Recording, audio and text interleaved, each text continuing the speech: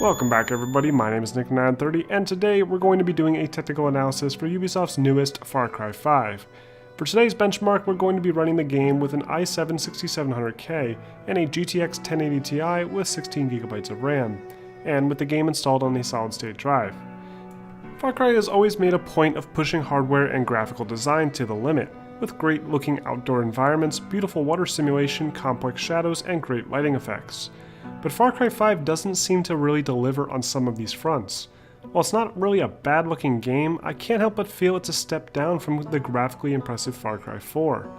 The good news is that you can rest easy when it comes to performance. Far Cry 5 runs beautifully on this configuration, with frame rates averaging out in the 90 FPS range when the game is set to the highest settings at my monitor's native 1440p resolution.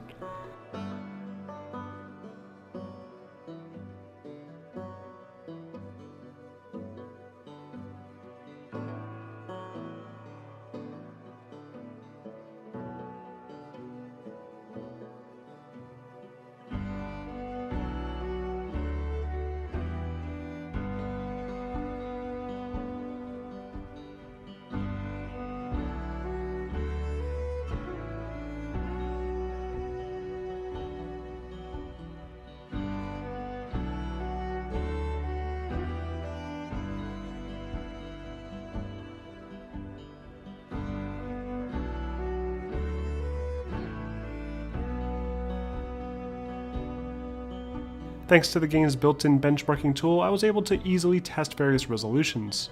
1080p runs about the same as 1440p, with a few noticeable improvements. But 4K was a bit disappointing, with frame rates averaging out in the mid 50 FPS range, with minimums in the 40 FPS range.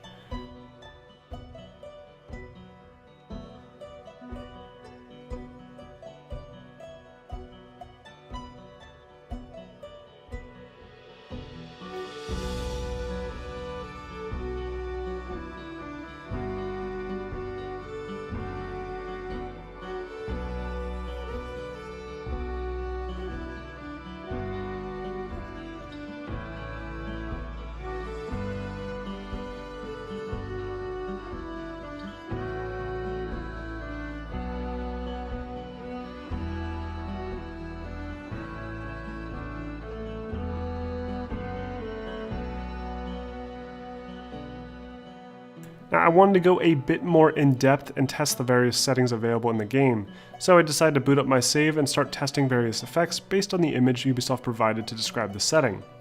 First off, we have texture filtering, something that I feel could be improved upon with a future patch. The game's textures are okay, but occasionally you'll run into some really poorly done textures that feel out of place. Adjusting this setting won't really affect performance that much, if at all. The game's shadows are pretty good, and the complex shadow cast from various trees in the woods looks exceptional as always with a Far Cry game. Dropping this setting down to the low can help bump frame rates a little bit higher, but it doesn't affect performance as much as it did in Far Cry 4. Now, geometry quality on the other hand can bump your frame rate up an extra 10 FPS if you lower it, but it can drastically affect image quality. Next we have environmental quality, and this effect can greatly affect the game's lighting, especially with reflective surfaces. So I tested this out by a nearby lake, and sure enough, lowering the setting removed almost all of the reflective surfaces from the water, and boosted the frame rate by 10 FPS. So again, big hit on image quality, but a significant boost to frame rate for players that are struggling.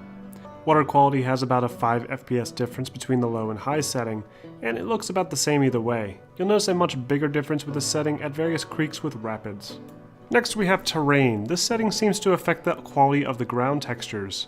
Definitely keep this setting cranked up because it doesn't seem to impact the performance much at all, but can greatly enhance the ground texture. The game also appears to suffer from some object pop-in and terrain adjusting as you move closer, which can be a bit distracting at times. The game's fire effects are still present with fire propagation, but the fire effects themselves still don't look as good as they should considering the technology has been around since Far Cry 2. Though explosions do look noticeably better with plumes of smoke emerging behind multiple layers that gives it a sort of mushroom cloud look. Overall, something about Far Cry 5 just seems off. It feels almost as if I'm playing at a lower rendered resolution, with muddy textures and smoke effects. Hopefully Ubisoft addresses this and throws in some high resolution textures or enhancements, but for now, at least the game is stable and performs very well. I hope this benchmark was helpful, and if you want to see more content like this, please like and subscribe for more videos posted every week.